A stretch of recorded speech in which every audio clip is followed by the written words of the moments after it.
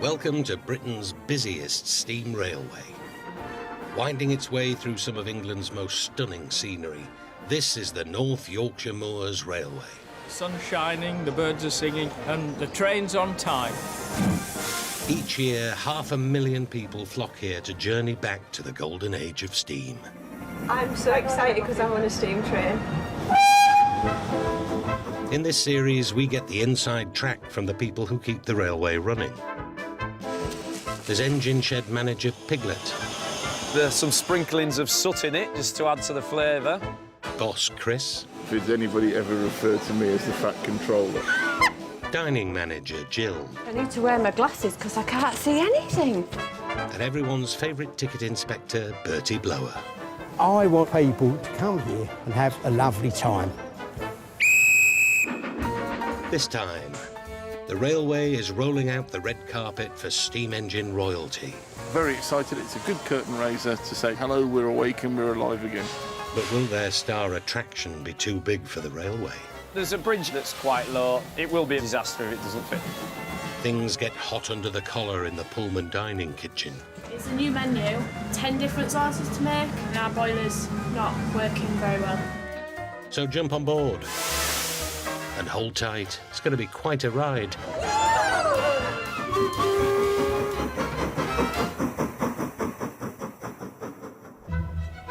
It's March, and soon the North Yorkshire Moors Railway will fling open its doors again for a new season. It's looking nice, the station, ready for the start of the season. Another year. Aye. Yeah, I'm looking forward to it. At 18 miles, this heritage line is one of the longest steam railways in England, taking in forested hillsides, lush river valleys and rugged moorland. It's amazing. Having this as your office every day is brilliant, isn't it? Beautiful scenery, a nice engine. You can't get a much better place. In recent years, the railway's even been allowed to run its trains on the National Rail Network, all the way to the seaside. All the way to sunny Whitby. And with just a week to opening day, a small army of volunteers are busy dusting off the cobwebs at the line's 4 beautifully preserved stations: Pickering, Levisham, Goathland and Gromont. But behind the beautifully preserved exteriors lies a stark truth. The railway must make £7 million a year just to keep running. General Manager Chris Price is the man trying to balance the books. It's a very expensive thing to run, and the gap between success and failure is always very, very fine. There's always a knife edge we're walking on. So, to bring in the brass, the railway has taken the gamble of booking famous steam engine Royal Scot to run during opening week. It's a good curtain raiser to the rest of the world. Very excited about it. A star of the steam engine world, Royal Scot is due to pull in tonight. It'll be looked after by engine shed manager Paul Middleton, known to all as Piglet. Even Mrs calls me Piglet. I'm in her phone as Piglet. And if she shouts Paul, I generally know I'm in trouble, so I don't answer it, and I just do a runner. We've got the Royal Scot coming, so, I mean, that's going to be quite exciting, isn't it? I mean, it's a good way to start the season, you know. Piglet joined the railway 20 years ago as a paid apprentice. It's all I've ever done since the day I left school and my mum turfed me out and says, go find a job. Handbrake, please. As well as Royal Scot, the railway will be running 3 of its own steam engines during the opening week. Tight as a drum, that. Spot on. After a winter out of service, Piglet needs to make sure the old engines are ready to steam again. These engines don't look after themselves. Massively heavy on maintenance. Day after day after day, keeping these old girls running. But I love it, I love it. It's what I am, it's what I do. Don't know anything else.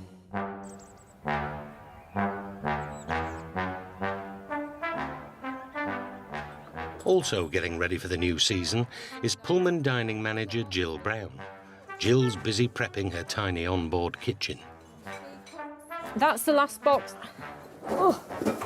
Right, well, I've been on the train about 15 years, and as long as I can remember, this crockery set has been with us, so I'm not sad to see it go, because I'm sick of seeing it chipped. I'm a happy bunny. I'm the colonel on here. Just look at my apron. They all know it. Pullman dining is all about old-fashioned luxury and classic British food. In other words, posh meat and veg on go.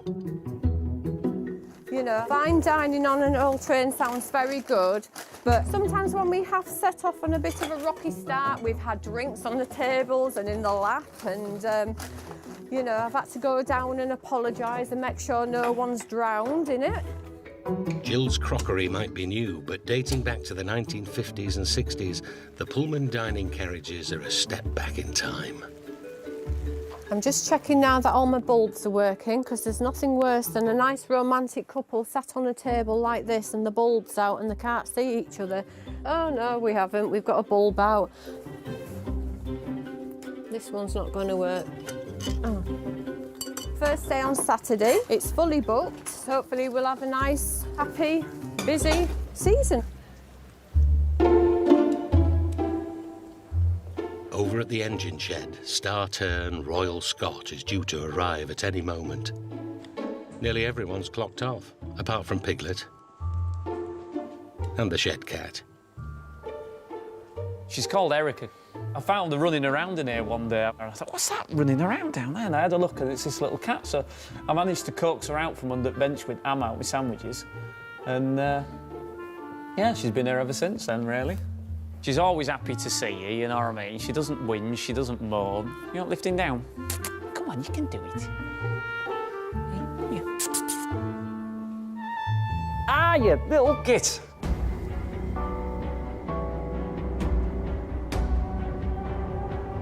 Royal Scot is coming from its London base on 230 miles of mainline rail. It's a long journey for a steam engine that's 90 years old. But to Piglet's relief, Royal Scot rolls majestically out of the darkness. Right, here we are then. One Royal Scot. It's made it. That's an absolute relief. All I've been wanting all day is this moment. Yeah, it looks fabulous. It's a bit of a powerful beast, is this one. OK, John, so forwards. Just calling the engine towards me with this hand signal. And stop there. Marvellous. Thank you very much, John. That's brilliant. The famous engine has even brought the big boss, Chris, down to the engine shed. It's lovely to see engines arrive, but I'm the manager, so consequently I look at them as a huge liability. At a cool £2 a day, hiring Royal Scot is an expensive gamble. Steam engines are beautiful things, but very, very, very expensive. But at the same time, not many people get the opportunity to look at something like this and think this is what they do for a living. So you have to come out now and again and look at it just to make you happy. It's like Close Encounters of the Third Kind.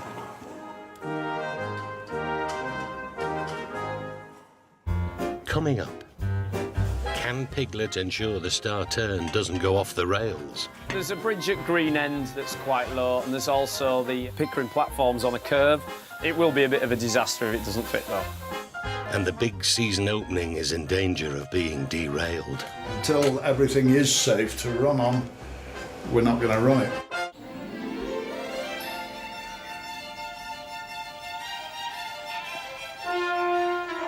In 2 days' time, the railway will open its doors again for a new season.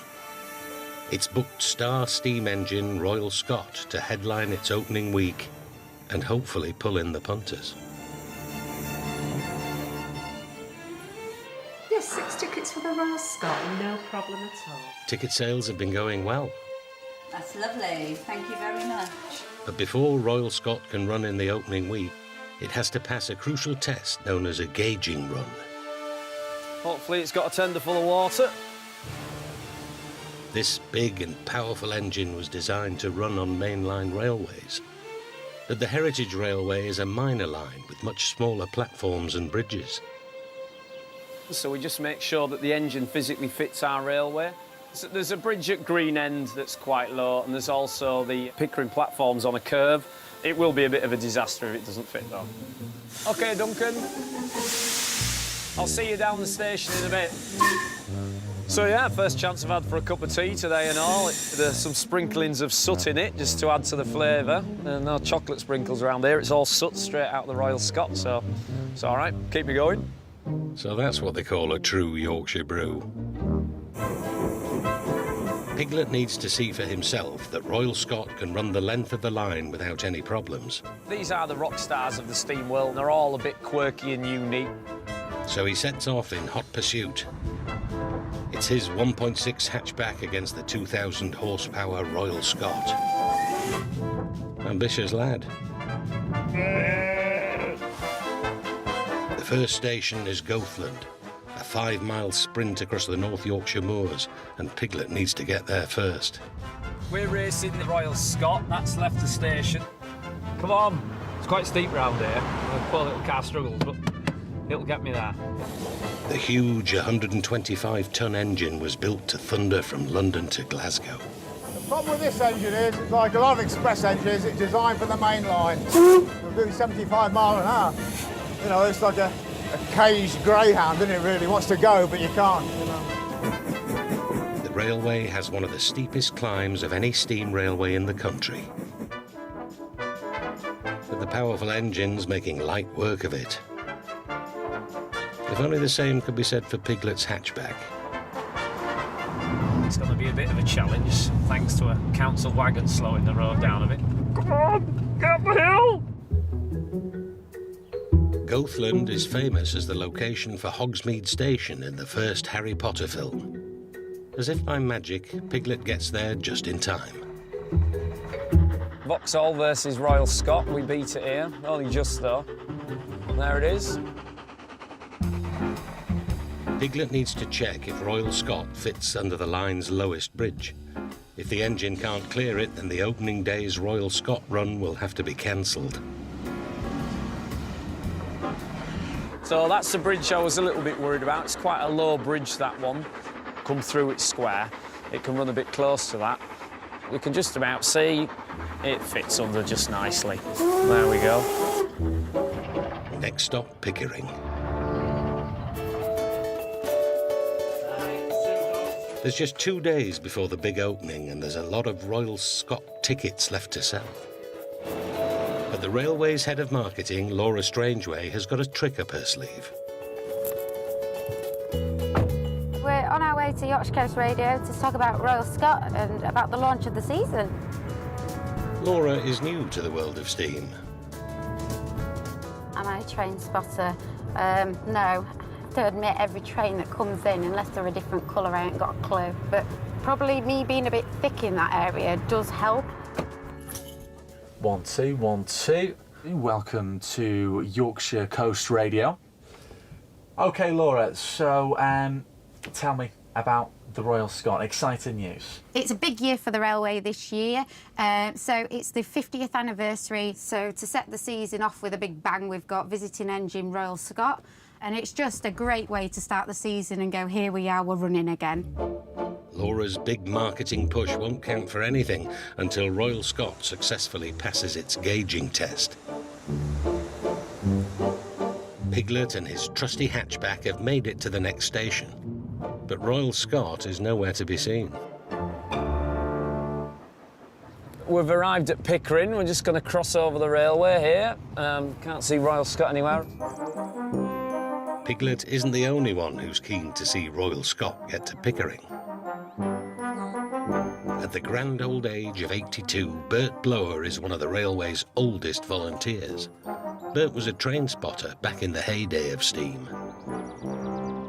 Being a little boy in London, seeing the trains come out of King's Cross was lovely. Amazingly, Bert has still got his original train spotting book. I bought my book that I used to use to take the train numbers. And as you can see, it's the LNER Ian Allen book of 1948. I have covered it to preserve it, but that's the opening page. But it does take me back a bit. It's being back to the little boy again playing trains, which is lovely. The Royal Scot is still nowhere to be seen. Well, you don't have a rush because the Royal Scot is currently at Levisham. And what time is it now then? It is 1 o'clock. Piglet urgently needs to know what the hold-up is. If anyone's likely to know, it's a signalman. Right, so this is Newbridge signal box. As you see, we've been digging the track up. Yeah. Yep.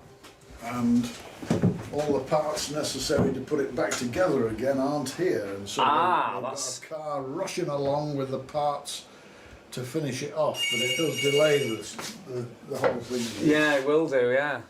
Newbridge. It's the all too familiar case of engineering works overrunning.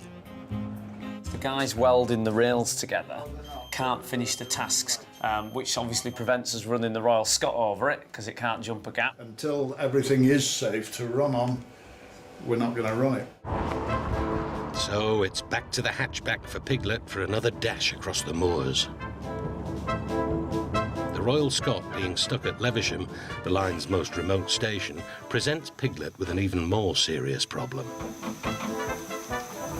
Getting stuck at Levisham is not good because there's no water there. There's probably a Gard hose pipe, but you're not going to get sort of 5,000 gallons out of the hose pipe very quickly. Every minute Royal Scot is stuck there, it's using more and more water. It's like a kettle boiling dry. And I have had it before where engines have been stranded there and stuck without water. There's nothing you can do, you know, it's game over when you get to that stage. The track repairs are due to be completed by 4 o'clock. Piglet needs to know if the stranded Royal Scot will have enough water to last till then. Hello. Not quite gone to plan then? Hey? Not quite gone to plan? No. Well, everything's all right with the engine though? Nice. If it had an eastern seat rather than this piece of wood, but apart from that, it's all right. But yeah, you're happy with water. You won't have used a lot, will you? 2.5. Right. Just all we've got to do now is get it to Pickering. Good luck. It's back on the road to Pickering for Piglet. He's taken the gamble that the Scots water supply will last until 4, and that work on the track will actually be finished by then. Back at Pickering, it's gone 4 o'clock. Where is Royal Scot? Piglet's on tenterhooks. I know, I'm shaking. It's a cold of nerves. Like a typical rock star, we're sort of, you know, waiting and waiting and waiting with bated breath, waiting for them to appear, and they just keep you on edge till the very last moment, but I've got everything crossed. We just want it to come round the corner now. Come on. Excellent, that's what I wanted to hear.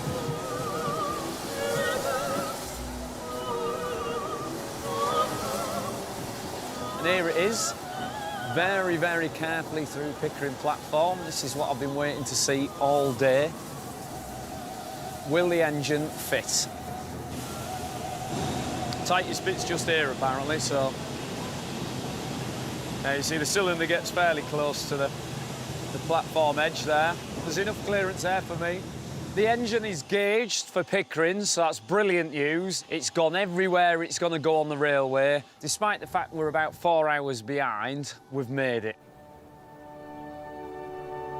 Royal Scot has passed the gauging run, but without carriages to put the paying public in, the railway won't make any money from its visit. The carriages the Scot will pull are the railway's own, but this'll be the first time one of them's been used in years. Yeah, if you want to varnish it all now, it'll be dry, won't it, by tonight? Kieran Murray is in charge of the railway's rolling stock. First thing we're doing today is we're taking the coaching stock for the Royal Scot train and we're giving it a test run. It's our only chance today to try it out. The pressure's up here. 28-year-old Kieran was once a young tearaway. Joining the railway at the age of 13 has been the making of him. I wasn't into school at all. The education system didn't work for me. I was hands-on, so I never had no qualifications. At 16-year-old, the railway offered me an apprenticeship as a carriage fitter, so now I'm in charge of all the carriage fleet on the railway. Testing the carriage involves taking it at speed up the line to make sure the chassis and brakes are working properly.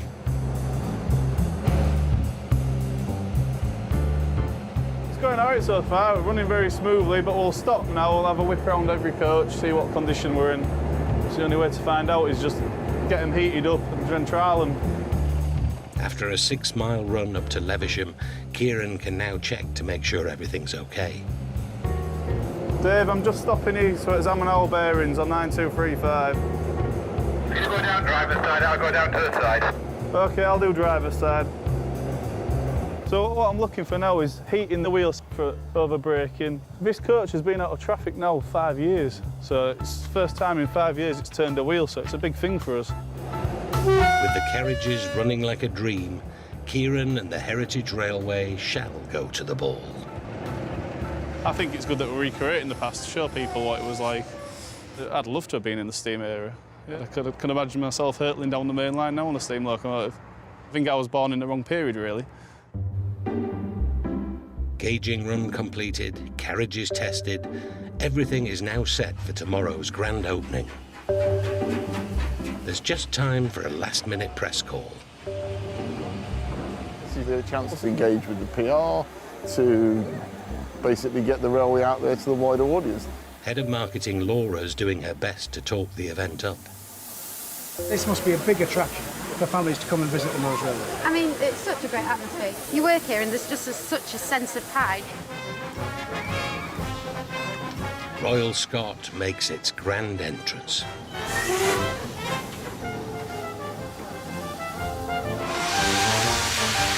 The media seem suitably impressed. Chris, what's the significance of this locomotive's visit to the North Yorkshire Mearns Railway? It's just this way of starting our 50th year. It's a celebrity locomotive, and as such, it just draws people in, which is fantastic. But the burning question isn't about the icon of steam history. Is that a highlight driving the train, getting to make it do the choo-choo? Well, we might just... Yes. Go Here we go, everybody. And the general manager is also getting the Thomas the Tank Engine treatment. He just asked me if has anybody ever referred to me as the Fat Controller. He did that to provoke reaction. Not in my earshot, no, not until about 30 seconds ago. OK then, everybody, right into the camera, big smiles, there goes. Oh, God. Tomorrow is the opening day of the seasons. It's going to be a fingers crossed day, but it's going to be a very big day.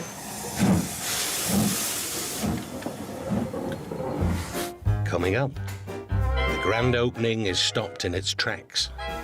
Any indication on how long we're going to be stuck here, have we? Things are going to go wrong, they're going to go wrong on the first night. And things reach boiling point for Jill and Sammy in the Pullman kitchen. Getting all them meals out one go, and then people come in here and wind me up. Today, the Heritage Railway is opening its doors again for the first time this season. It's time to welcome back the public. The railway has hired celebrity steam engine Royal Scot to bring in the crowds. Veteran driver Terry Newman has been given the honour of taking the Scot on its first passenger run. There's always that bit of pressure being the first one because there's a little bit of unknown in this. But I mean, on a beautiful sunny morning like this in North Yorkshire, what more can you want? Hopefully, no nasty surprises. Run number 1 is a sellout, and the platform's already filling up.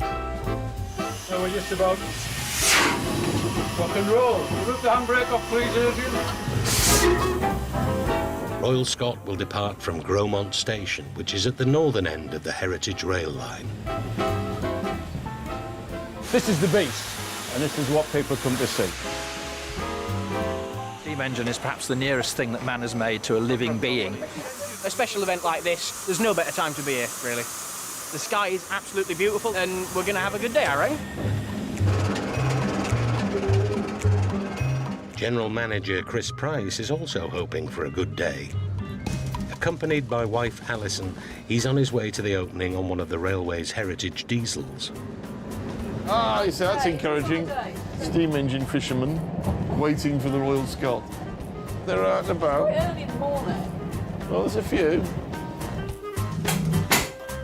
Oh dear. The boss's diesel train comes to an unexpected stop. I'm slightly worried about why we stood here for so long. This could be the start of our delay. It's the first night, isn't it, of the show? So if things are going to go wrong, they're going to go wrong on the first night. As well as Royal Scot, the railway is running a full timetable of services. But one of the other engines that's due to leave just before Royal Scot has developed a problem. Engine shed manager Piglet is on hand with his trusty big spanner. Right, well, the Royal Scot's down the station, and they're waiting for this engine to get off shed, so I need to get the brakes done really, really quickly, because we just discovered that the brakes need adjusting. No other trains on the line can move until this engine leaves the shed, not even the bosses. The problem has caused a 20-minute delay to Royal Scot's first run, and Chris is getting worried. Got any indication on how long we're going to be stuck here, have we? Already started on the wrong foot. And what I'll do is, if I've caused a bit of a delay, once I've done this, I'll probably go and hide somewhere with the brew out the way. Just double check. Right. That's it, let's get out of there and get it done. Brakes fixed, the engine leaves the shed, and normal service is resumed. Happy days, we're moving. Now everything always goes to plan when you try and run almost 100-year-old pieces of metal that breathe fire and steam. Gaffer Chris makes it just on time. You all right? Everything good? Ah, it's lovely to see it here. I'd be even happier if it wasn't here, but I don't think they're going to be far off going. The Scot is piped out of the station after a mere 20-minute delay. By modern-day standards, that's practically on time.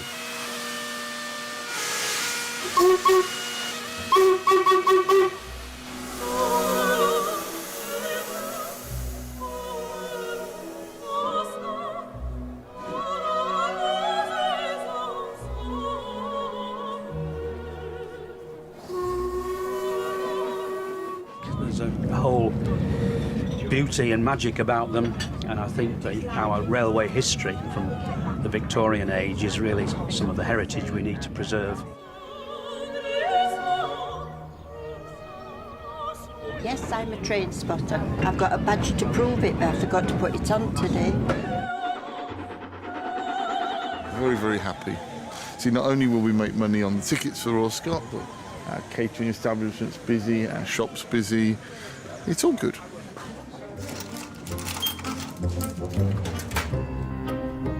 Royal Scot gracefully winds its way up through the Esk Valley.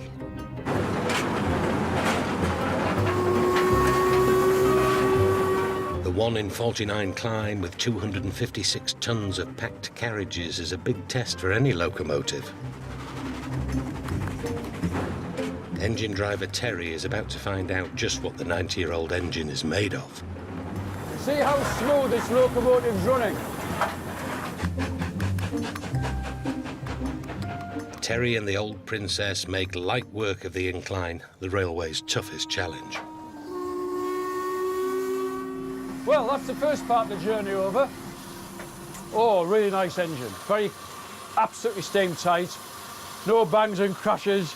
Very well maintained. The power output, absolutely. At the other end of the line in Pickering, former telecoms engineer Bert Blower is signing on for duty. You don't see people now dressed like this. It's back to the old days again. Bert doesn't just look the part, he also is the perfect gentleman. Onto the wooden one first. That's lovely. Right, you're on. Is that where we're supposed to be? Yes. Steady. Steady. Right. I want the people to come here and have a lovely time. That's the idea of it. Even Bert's whistle is a sentimental blast from the past. It is a very special whistle to me. My father used to be a football referee, and that was his whistle. I don't want to hang the whistle up yet.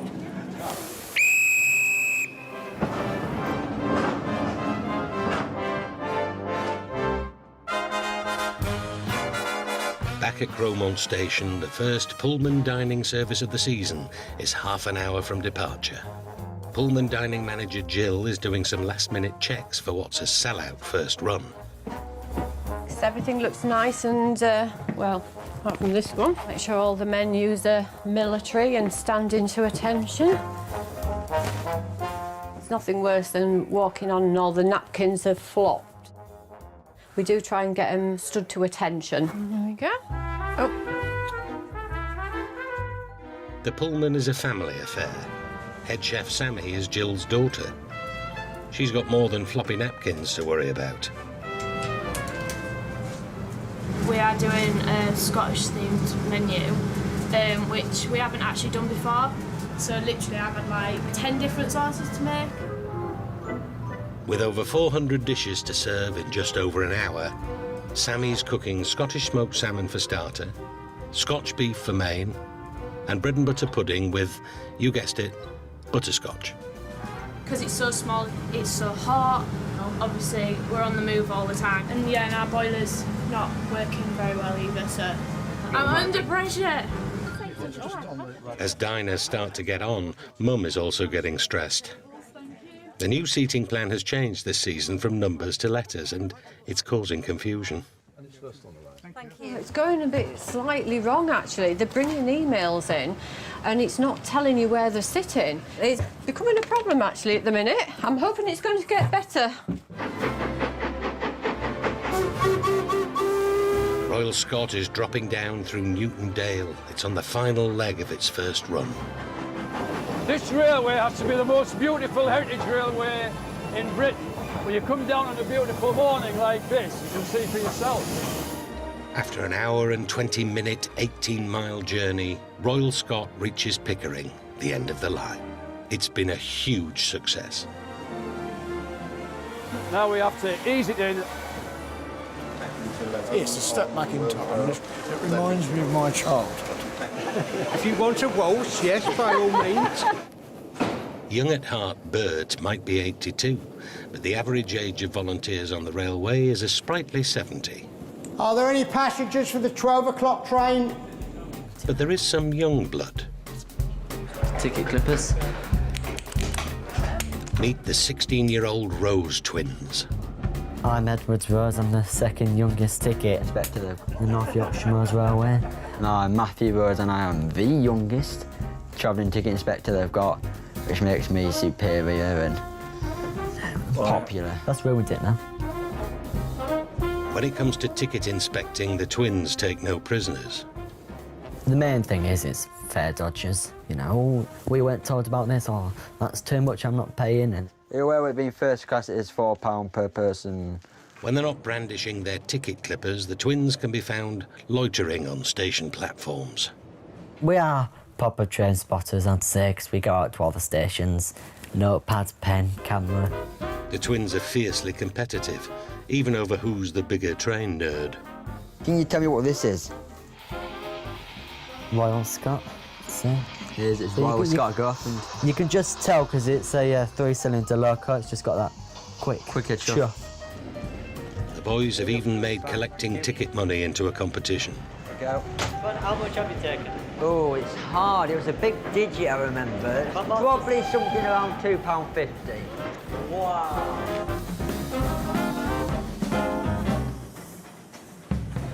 £2.50 won't butter many parsnips, but with all 135 seats sold at £70 a head, the Pullman dining service is a serious earner for the railway.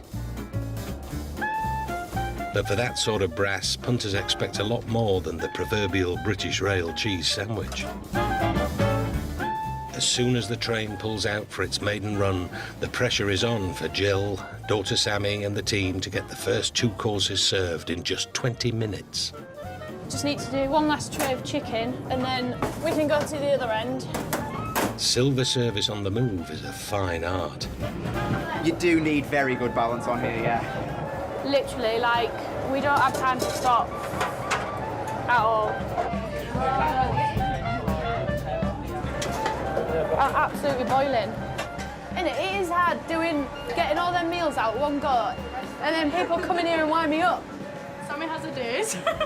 I am the drama queen. It's stressful though. Yeah. Front of house, the new seating layout is still causing Mum Jill some confusion. I've got a couple of bills that I don't know where they are at the minute. To help if the wrote a bit better. We don't have an opal eye, so I need to go and find out who's had 3 lager shandies. Can I just ask you, are you 2 tables together? 6 of us. 6 of you are? Just that they haven't wrote the name down, and I did actually say to them, please write your name down, otherwise all the bills get mixed up. Thank you very much, thank you. Sorted. Really, really nice. And the food was exceptional. I love sitting here and watching all the lovely scenery go by whilst having a really nice meal. What more could you want? We've had a good shift. Seating plan's gone a bit up and down. It's only day 1 of 122, so we'll get there. Had a fab day. Bye-bye. Coming up. Opening week is derailed when Royal Scot breaks down. As it stands at the moment, I don't think it'll be going anywhere tomorrow. It's 7 a.m. and Mark O'Brien, head boilersmith at the railway, has been called in early for an urgent job. As you can see, dirty overalls, another dirty day. There's no point in putting a pair of clean ones on.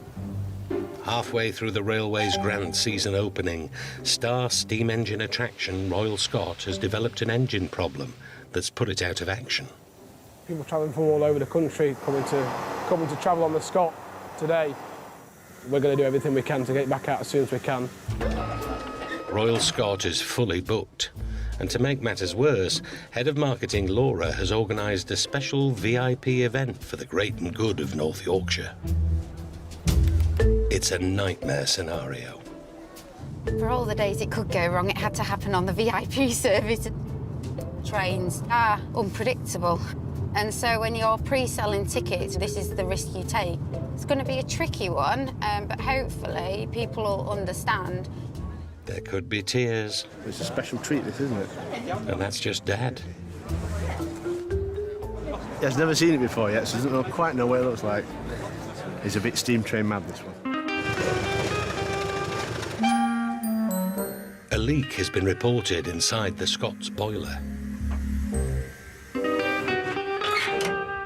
If the Scots going anywhere today, Mark's got to find the problem.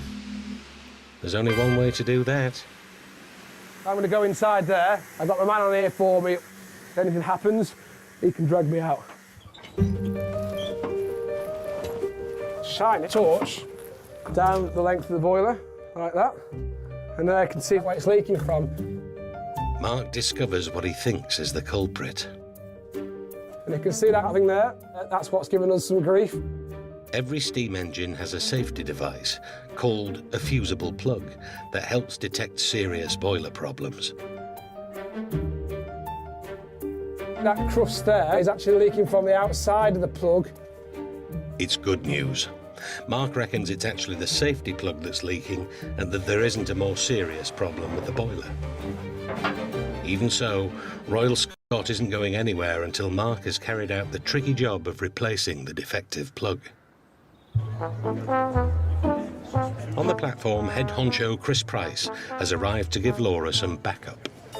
I got a text message which said, "Ring me urgent, Scott's dead."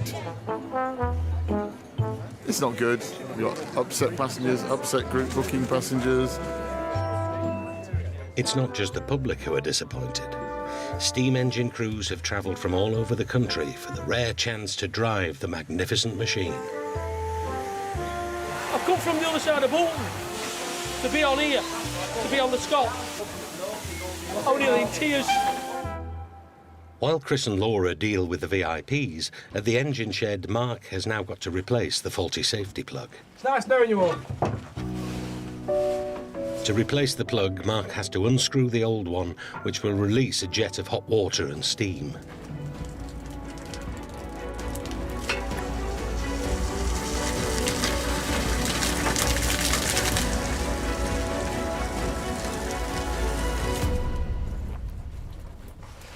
That's the old one, so we can now put the hose on, we can fill the boiler up, and then we can get fire in it. Royal Scot has now missed its first scheduled service. It's up to engine shed manager Piglet to get it steaming again for the next. It hasn't been long with a fire in it, but it is making steam now. I can't rush it, it'll come round when it comes round. But hopefully we might have it ready to pick up the second train of the day. The race is now on to get the engine's boiler steaming again in time for the next service in just half an hour. How's that fire looking anyway? We got any holes in it or anything?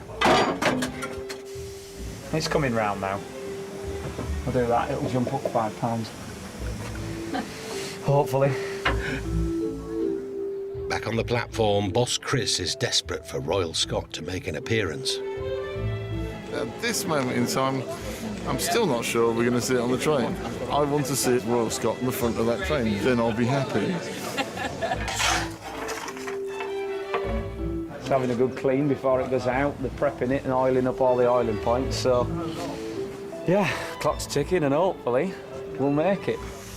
The Scot won't be ready to roll until the boiler reaches 100 pounds of pressure. I've told Darren in control that there's a chance it's going to make it. They're 40 minutes late. Finally, the old girl's ready.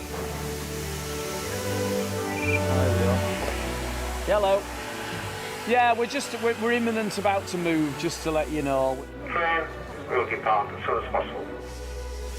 Pig and muck comes to mind.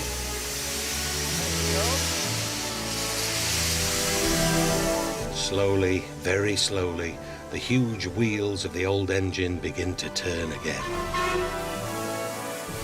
We're going! There it is, on shed. Well done, Mark. It's gone. Marvellous. Right, I'm going to go have a cup of tea. Yeah, likewise. See you later. There's relief and joy on the platform. And the VIPs get their royal ride. And I have to say, the lads that pulled the rabbit out of the hat.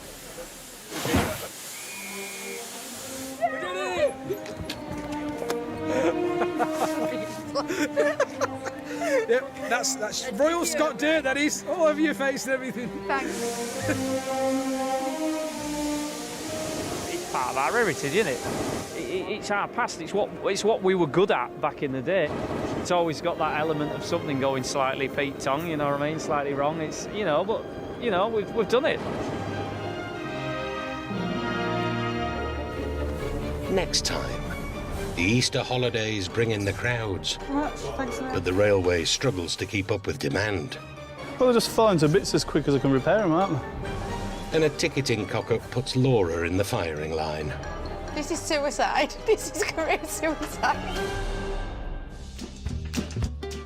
And we're all aboard the Yorkshire Steam Railway again next Friday at 8. And staying on track, Rob Bell celebrates one of the world's most famous trains, the Flying Scotsman, a legend reborn, new Monday at 8. But it's Jane MacDonald letting off some steam, new and next, cruising up the Mississippi. What will she sing? Place your bets now.